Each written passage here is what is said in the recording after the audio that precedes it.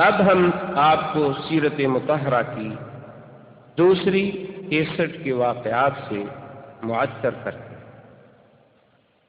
بچڑے کو ذبح کیا، اس کے بعد جب ذبح کر لیا تو وہ بچڑا جو تھا نا جی وہ دوڑ پڑا۔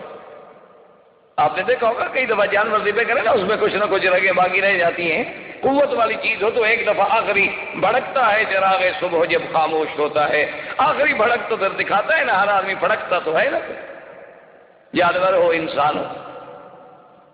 وہ جب دوڑا تو آگے جا کے ایک مقام پہ گر گیا، وہاں جب گرا تو وہاں انہوں نے پھر اس کو اچھی طرح اس کا کھال اتاری، اس کا پیٹ چاک کیا، اس کے آتے نکالی، گوشت نکالا تو وہ فرس وہاں گری۔ تو اب عبد المطلب مجھے کہتے ہیں کہ میرے دماغ میں فوراً آ گیا کہ من بین فرس و دم، کہ ایک طرف فرس ہوگی گوبر ہوگا، ایک طرف خون ہوگا۔ میں نے کہا اب یہ جگہ تو متعین ہو گئی کہ ایک جگہ وہاں ہے جہاں ذبح کیا گیا وہاں خون پڑا ہے، اور جہاں اس کو صاف کیا گیا وہاں فرش پڑا ہے۔ تو کم از کم یہ ایک تو میرے خواب کی بات پوری ہو گئی کہ من بین فرس و دم کہتے ہیں۔ اور اس کے بعد کہتے ہیں جب اس ایریے میں میں آیا تو میں کیا دیکھتا ہوں کہ ایک کوا جو ہے ایک جگہ بیٹھے ہوئے ٹھونگے مار رہا ہے۔ میں نے اس پہ جب نظر ڈالی تو وہ بالکل اسی طرح کا کوا تھا جو مجھے خواب میں دکھایا گیا کہ انت نقرت غراب الاسم، کہ سارے پر سیاہ ہیں اور ایک پر سفید ہے۔ اس جگہ پر بھی میں نے جلدی سے نشان لگا لیا، اور اس کے ساتھ جب میں نے دیکھا تو ایک چھوٹی چھوٹی چیونٹیوں کا گڑھ تھا، وہاں سے راستہ جا رہا تھا،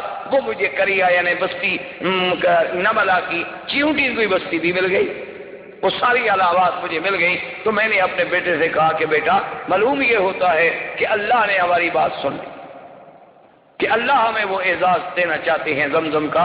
اب جگہ معین ہو گئی ہے، لیکن خدائی تو بہت بڑی چیز ہے، وہ آسان کام تو پھر بھی نہیں۔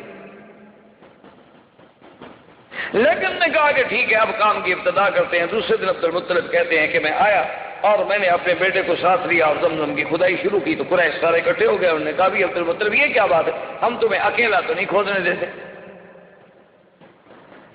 یہ تو ناممکن۔ بھئی یہ اتنا بڑا شرف جو ہے زمزم کا تم لے جاؤ، یہ ناممکن ہے۔ حتیٰ کہ وہ جناب قتال پر بھی تیار ہو گئے، لیکن عبد المطلب نے اپنے بیٹوں سے کہا کہ تم قریش کو روکو، تم ان کو جھگڑے میں روکتے رہو، میں جب تک کھدائی کرتا رہوں۔ اب جگہ تو معین مل گئی ہے نا ہمیں کہ زمزم یہاں ہے۔ تو مورخین نے لکھا ہے کہ وہ ابھی جھگڑا کرتے رہے، کچھ باتیں کرتے رہے، کچھ روکتے رہے، کچھ بات لمبی کرتے رہے، اتنے میں وہاں پانی کے آثار ملنے شروع ہوئے تو عبد المطلب نے اللہ اکبر کا نعرہ بلند کیا، حالانکہ مشرک ہے، عبد المطلب مشرک ہے، لیکن اب زمزم جب مل رہا ہے تو نعرہ اللہ اکبر۔ تو یہ ان کی زبانوں سے اللہ کے نعرے بلند کروانا، ان سے زمزم کے بارے میں اتنا جنون پیدا کرنا کہ اپنے بچوں کو دینے کے لیے بھی وہ تیار ہو جائیں۔ وجہ کیا تھی کہ وہ اصل سلسلہ جو جڑ رہا ہے کہ جیسے اللہ نے زمزم کو پورے عالم کے لیے پیدا کیا، محمد مدنی کو بھی پورے عالم کے لیے پیدا کیا، جیسے زمزم کو اسماعیل کے قدموں سے پیدا کیا، میرے مدنی کا سلسلہ نسب بھی سیدنا اسماعیل سے ملتا ہے۔ یہ سارے سلسلے جو جوڑے جا رہے ہیں تو مگر معلوم ہوتا ہے نا کہ وہ تقدیر ان موتیوں کو پرو رہی ہے، یہ اتفاق نہیں۔ اب جناب جب زمزم کے پانی پر اللہ اکبر کا نعرہ بلند ہوا تو قریش نے کہا کیا بات ہے؟ انہوں نے کہا دیکھو اب تو میں نے ڈھونڈ لیا بھائی، اب تم کیوں؟ انہوں نے کہا کہ نہیں، یہ تو ہم شرف تمہیں نہیں دیتے، یہ تو کچھ بھی ہو اس میں تو ہم سب شریک ہوں گے۔ انہوں نے کہا کہ نہیں ایسے تو بات نہیں ہے، چلو ایسا کرتے ہیں کہ ہم کوئی فیصلے کے لیے آدمی چن لیں، حکم چن لیں جو ہمارے درمیان میں فیصلہ کر دے۔ تو اس زمانے میں ایک عورت تھی کاہنہ۔ کاہن وہ ہوتے تھے جو لوگوں سے الگ تھلگ رہتے تھے، غاروں میں، پہاڑوں میں، اور جنوں کے ساتھ ان کے تعلقات ہوتے تھے، اور جن خبریں لاتے تھے غیب کی اور وہ لوگوں کو خبریں دیتے تھے، ان کو کاہن کہا جاتا تھا۔ مرد بھی تھے، عورتیں بھی تھیں، ان کی بڑی بڑی ریاضت ہوتی تھی، بڑی باتیں جیسے آپ کے ملکوں میں جوگی ہوتے ہیں اس قسم کے، سنیاس لیا ہوا ہے فلاں نے اور یہ کیا ہوا ہے، وہ بھی اسی طرح کے قسم کے لوگ تھے۔ تو وہ کاہن جو تھا ایک کاہنہ عورت تھی، لیکن تھی وہ مدینہ منورہ، جس پر ان کا اتفاق ہوا کہ کاہنہ بنی سعد جو فیصلہ کر دے ہمیں قبول ہو۔ انہوں نے کہا ٹھیک ہے چلو مدینہ شریف۔ وہاں سے جناب مدینہ پہنچے۔ اب جب مدینہ پہنچے تو انہیں پتہ چلا کہ وہ تو خیبر گئی ہوئی ہے۔ تو آپ خود اندازہ کر رہے ہیں اس زمانے میں مدینے کے سفر کے بارے میں آپ کیا سمجھتے ہیں کہ بھئی یہ 4.5 گھنٹے کار پہ لگتے تھے۔ میرے والد صاحب نے جب مدینے کا سفر کیا تو مجھے یاد ہے، فرماتے تھے کہ 2 مہینے لگے تھے۔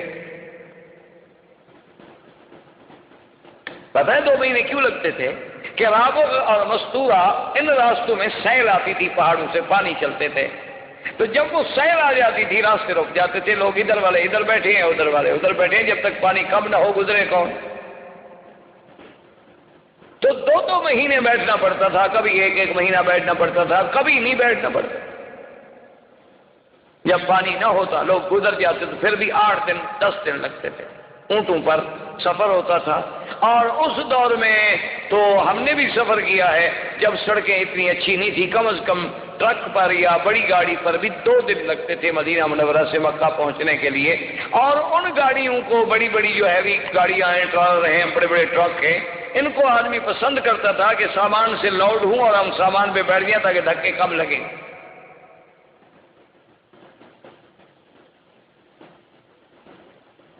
یہ تو آج اللہ آگے نعمتیں ہیں جس کا ہمیں شکر نہیں۔ تو بہرحال وہ رابغ جب خیبر گئے، خیبر میں جا کے ڈھونڈا۔ اچھا خدا کی قدرت ہے کہ وہاں جس علاقے میں یہ اترے تو ایک جگہ ایسی آ گئی کہ پانی نہ ملے۔ اب سب قریش جو گئے ہوئے تھے انہوں نے کہا بھی اب یہی ہے کہ جلدی سے قبریں شبریں کھود لو، مرنا تو ہے۔ تو جہاں جناب عبد المطلب نے اپنا اونٹ بٹھایا تھا، جب اس اونٹ کو کھڑا کیا تو وہاں پانی نکل آیا۔ تو سب کو پانی مل گیا، کچا کنواں بنا لیا، پانی نکال لیا۔ جا کے کاہنہ کو بتایا، اس نے کہا اتنی بڑی نشانی کے بعد فیصلہ کرانے کیا ہے، ہو بھی اس کا حق ہے۔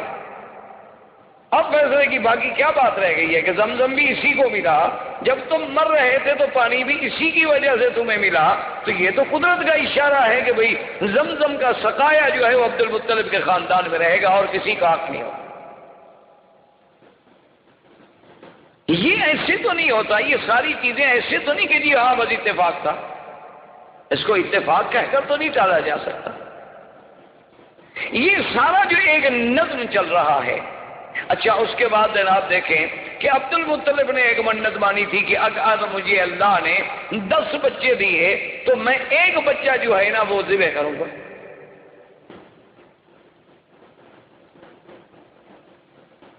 کیوں اس وقت فخر سمجھا جاتا تھا نا کہ بھئی سردار جب آئے اس کے پیچھے 10 بچے ہوں، کثرت اولاد جو ہے یہ بہت بڑا اعزاز سمجھا جاتا تھا۔ آج کل تو خیر تھوڑے بچے اعزاز سمجھا جاتا ہے، کہتے ہیں کہ بھئی بچے 2 ہی اچھے، باقی ہوں تو لوگوں کو دے دو۔ انا للہ و انا الیہ راجعون۔ بہرحال یہ تو بہر صورت ان سے پوچھے نا کہ جن نے پہلے منصوبہ بندی پہ عمل کر لیا، بچے 2 تھے وہ بھی مر گئے، وہ اب کیا کریں؟ اللہ کے نظام کو جب چھیڑو گے تو ذلت کے سوا کچھ نہیں۔ باقی تم چاہو کہ ہم بچے کم کر لیں گے، فرعون کو گولیاں چلا کے نہیں کم کر سکا تو تم گولیاں کھلا کے کہاں روک سکتے ہو؟ جس نے پیدا ہونا ہے وہ تو ہوگا۔ فرعون نے بھی تو 70,000 بنو اسرائیل کو ذبح کیا لیکن موسیٰ پیدا ہو، تو اس نے گولیاں مار کے بندے نہیں ختم کر سکا، تم گولیاں کھلا کے کیا بند کر سکو گے؟ بہرحال یہ عرب میں باعث فخر ہوتا تھا کہ اولاد ہو، آگے جا رہا ہے باپ، 10 بچے جناب جوان پیچھے آ رہے ہیں تو فخر والی بات۔ تو بہر صورت بڑی لمبی بات ہے، ان کو 10 اولادیں ہو گئی، ان کے 10 بیٹے، یہ 11واں حارث، اور سب سے چھوٹا بیٹا عبداللہ تھا جو حضور صلی اللہ علیہ وسلم کے والد، اور سب سے خوبصورت۔